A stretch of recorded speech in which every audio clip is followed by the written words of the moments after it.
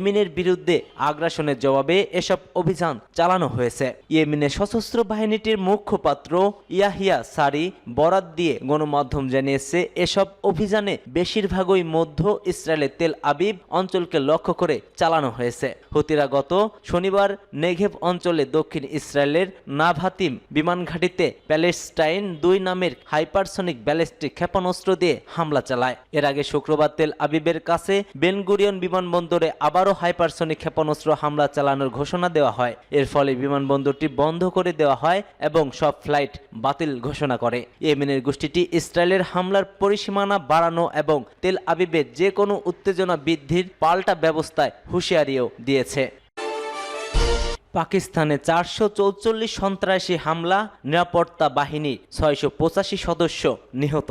নিরাপত্তা বাহিনী ও নাগরিকদের জন্য গত এক দশকের মধ্যে 2024 সাল পাকিস্তানের জন্য সবচাইতে প্রাণঘাতী বছর। দেশটিতে এক বছরে 444টি সন্ত্রাসী হামলার ঘটনা ঘটেছে। এতে দেশটির নিরাপত্তা বাহিনীর অন্তত 685 জন সদস্য নিহত হয়েছেন। পাকিস্তানের প্রভাবশালী পত্রিকা ডনের এক প্রতিবেদনে এই তথ্য উঠে এসেছে। প্রতিবেদনে বলা হয়েছে, এবছর হামলায় পাকিস্তানের বেসামরিক ও নিরাপত্তা বাহিনীর সদস্য সহ 1512 জনের প্রাণহানি ঘটেছে। এটি গত এক দশকের মধ্যে দেশটির সর্বোচ্চ। প্রতিদিন দেশটিতে অন্তত 9 জন নিহত হয়েছেন। সবচেয়ে বেশি প্রাণ হারিয়েছে নভেম্বর মাসে। পাকিস্তানের খাইবার পাখতুনখায় বেশি হামলা ও সংঘাতের ঘটনা ঘটেছে। Centre for research and security studies তাদের বার্ষিক প্রতিবেদনে বলছে, 2024 সালে সংঘাত সংশ্লিষ্ট 2546 জনের প্রাণ হারিয়েছে। আহত হয়েছে 2267 জন। এদের মধ্যে বেসামরিক নিরাপত্তা বাহিনীর সদস্যরাও রয়েছে।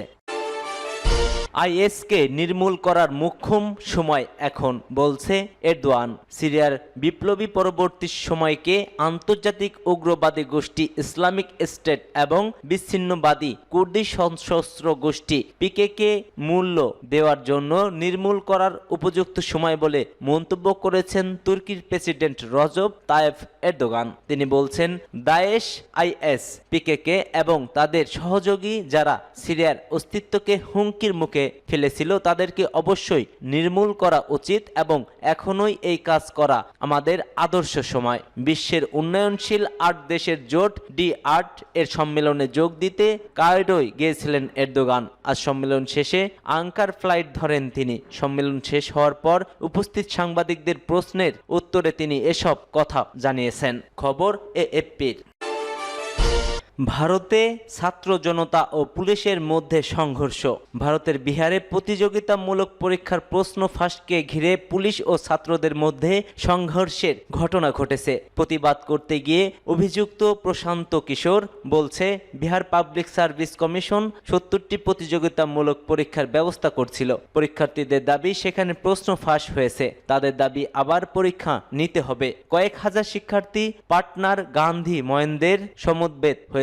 তারা ঠিক করেন মুখ্যমন্ত্রী নীতিশ কুমারের সঙ্গে দেখা করে এই দাবি জানাবেন। ভোটকুশলী ও জন স্বরাজ পার্টির নেতা প্রশান্ত কিশোর এই দাবিকে সমর্থন করেন এবং দলের নেতাদের সঙ্গে তিনি গান্ধী ময়দানে চলে আসেন। প্রশান্ত কিশোর প্রথমে জানিয়েছিলেন, মুখ্যমন্ত্রী না হলেও মুখ্য সচিবের সঙ্গে দেখা করবেন পরীক্ষার্থীরা, কিন্তু তারা জানিয়ে দেন শুধু মুখ্যমন্ত্রীর সঙ্গেই তারা দেখা করবেন। শিক্ষার্থীরা মুখ্যমন্ত্রীর বাসভবনের দিকে যেতে যায়, তখন পুলিশের বেধড়ক লাঠিচার্জ শুরু হয়। জলকামান ব্যবহার করে। ছাত্রদের ছত্রভঙ্গ করে পুলিশ। সামাজিক মাধ্যমে পোস্ট করা ভিডিওতে দেখা গেছে পুলিশ শিক্ষার্থীদের মাটিতে ফেলে পিটাচ্ছে। পরে পুলিশ প্রশান্ত কিশোর কয়েকটি কোচিং সেন্টারের মালিক সহ 21 জনের বিরুদ্ধে মামলা করা হয়েছে। এছাড়া কারো নাম উল্লেখ না করে 7 জনের বিরুদ্ধে মামলা দায়ের করেছে পুলিশ। বেআইনি জামায়াত, উস্কানি দেওয়া, আইন শৃঙ্খলা ভঙ্গ, বিশৃঙ্খলা তৈরির অভিযোগে তাদের বিরুদ্ধে মামলা করা হয়েছে। এই ঘটনাকে ঘিরে এখন ভারতে উত্তেজনা বিরাজ করছে।